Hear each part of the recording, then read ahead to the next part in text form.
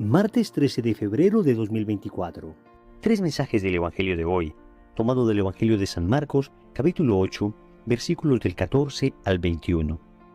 En aquel tiempo, a los discípulos se les olvidó tomar pan y no tenían más que un pan en la barca.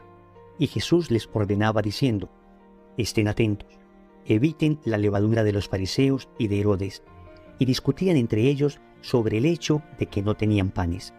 Dándose cuenta, les dijo Jesús: ¿por qué andan discutiendo que no tienen pan? ¿Aún no entienden ni comprenden?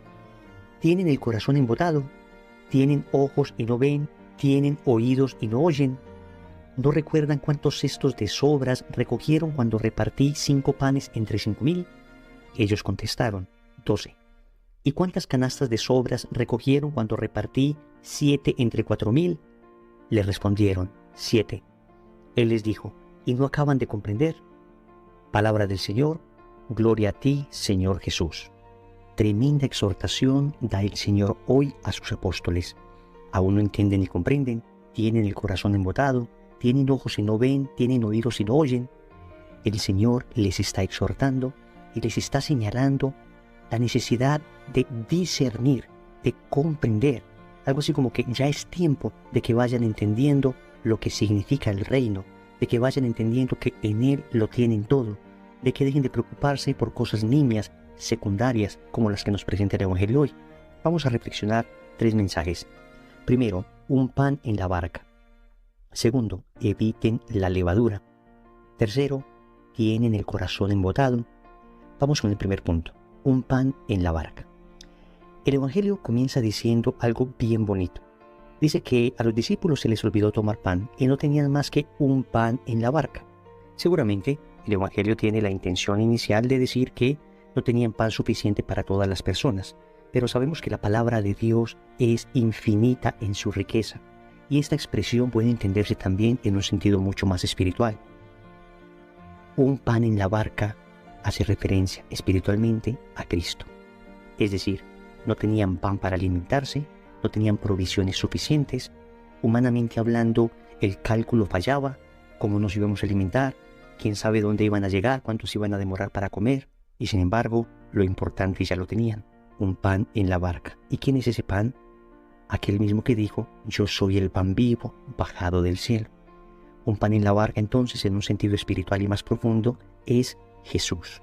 Y teniendo ese pan en la barca, es que no se necesita otro pan. No se necesita ni siquiera la preocupación por el pan material, porque el Señor mismo les va a decir: recuerden la multiplicación de los panes. La primera, que alimentaron 5,000 hombres. La segunda, que alimentaron 4,000 hombres, sin contar mujeres y niños, y la cantidad de cestos que se recogieron. Ellos estaban preocupados sin enterarse que frente a sus ojos estaba la solución. Cuando se tiene a Jesús en la barca de la vida, entonces lo tenemos todo, lo tenemos todo. Debemos preocuparnos primero por el reino de Dios y su justicia, y todo lo demás se dará por añadidura. Repito, esto no significa, como lo hemos dicho en muchas meditaciones, un providencialismo. Entonces voy a rezar, voy a ir al grupo de oración, voy a estar en la misa, y eso sí, no voy a trabajar, no voy a preocuparme por lo material, Dios se encargará. Esa no es la concepción de la Iglesia sobre la providencia divina. Es trabajar como si todo dependiera de mí, confiando porque todo depende de Dios. Y yo pongo mi parte, pero aún poniendo mi parte sé que será Dios finalmente, en último término, el que me dará la capacidad para trabajar, me dará los recursos, me dará la oportunidad para hacerlo y finalmente me dará el pan. Y eso hay que entenderlo siempre. Si se tiene a Cristo, el pan de vida eterna, en la barca de la vida, entonces todo está garantizado, poniendo lo necesario de nuestra parte, pero todo está garantizado. Segundo, Jesús dice: eviten la levadura. Normalmente en el Evangelio la palabra levadura, cuando se utiliza de una manera simbólica, tiene una acepción negativa, un significado negativo. Es decir, es un poco de levadura que corrompe todo el pan, un poco de levadura que de alguna manera fermenta todo el pan, ¿no? Pero de alguna forma en el Evangelio tiene esa concepción de corrupción. Y acá el Señor habla de 2 tipos de levadura. En primer lugar, la levadura de los fariseos, que en este caso sería la hipocresía. En segundo lugar, la levadura de Herodes, que en este caso es la mala vida. Hoy el Señor entonces nos hace una doble exhortación. Eviten la levadura. En primer lugar, la hipocresía. El Señor, que es puro amor, que es pura bondad, que es la ternura encarnada, reprendió de manera durísima y vehemente la hipocresía de los fariseos, porque el Señor sabe que somos débiles, que somos frágiles y que caemos por nuestra debilidad, pero contra lo que es muy fuerte es contra la hipocresía de aquel que quiere fingir ser santo, de aquel que no quiere reconocer sus errores, de aquel que se esconde bajo una aparente piedad, bajo una aparente santidad, pero por dentro está podrido. Debemos ser sinceros ante Jesús, debemos reconocernos como somos, debemos decirle, aquí estoy con mi debilidad, aquí estoy con mi fragilidad, Señor. No voy a ostentar lo que no soy. Lo que el Señor más valora es la sinceridad. Incluso cuando esa sinceridad es para destapar un corazón herido, es para mostrar un corazón pecador, pero ser sincero con el Señor. Y también el Señor advierte contra la levadura de Herodes, que sería esa vida licenciosa, esa vida pecaminosa. Sabemos nosotros que Herodes se quedó con la mujer de su hermano Filipo, que vivía de borrachera en borrachera, de fiesta en fiesta, que vivía completamente alejado de Dios. El Señor advierte contra eso. El Señor advierte incluso en esta ocasión contra aquellos que comportándose así terminan afectando a otras personas, porque eso es lo que sucede con la levadura. No solamente yo estoy contaminado, sino que termino contaminando a los demás. Hay una advertencia del Señor entonces de carácter comunitario, de carácter social, de convivencia. Debemos tener discernimiento y cuidar de no dejar que la levadura de otras personas termine afectando mi vida espiritual, pero tampoco dejar que mi propia levadura afecte a los demás.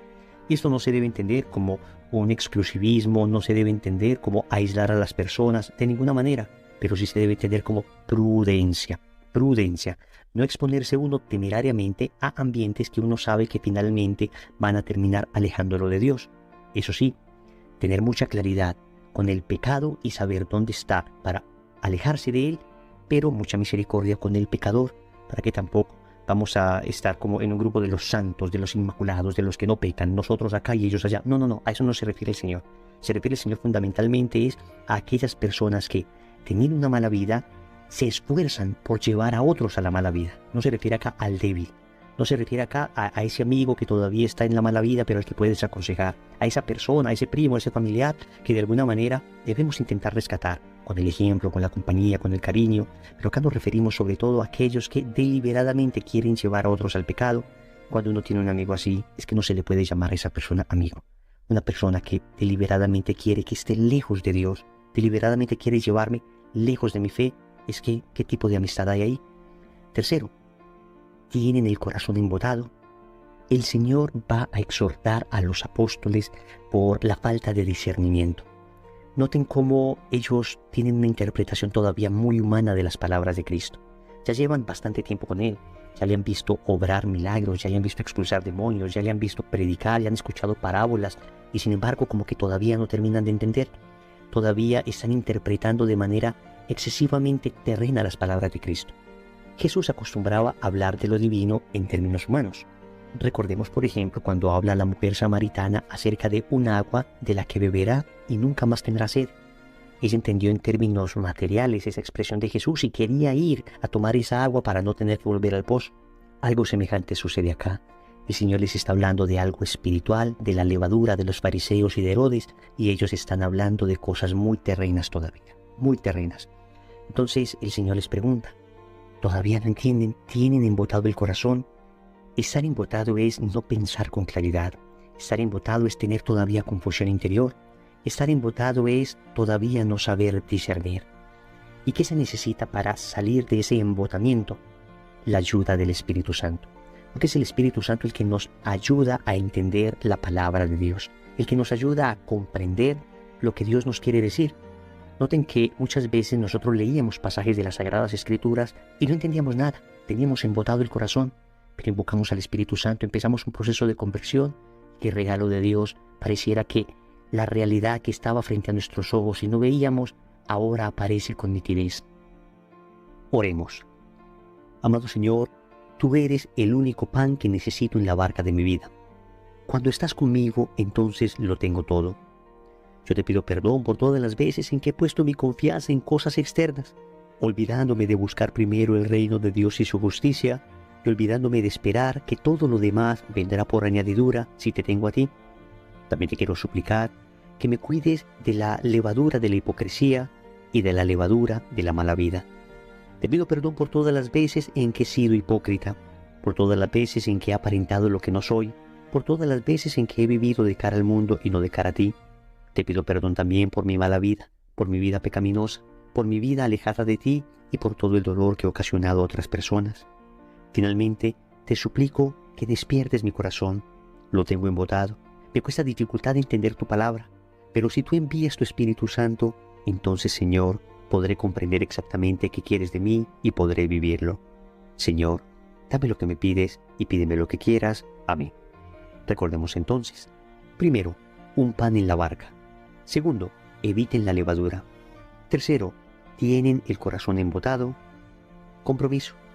Vamos a sacar un espacio de oración en nuestro día y le vamos a decir a Jesús: Señor, eres lo único que necesito. En el nombre del Padre, y del Hijo, y del Espíritu Santo. Amén.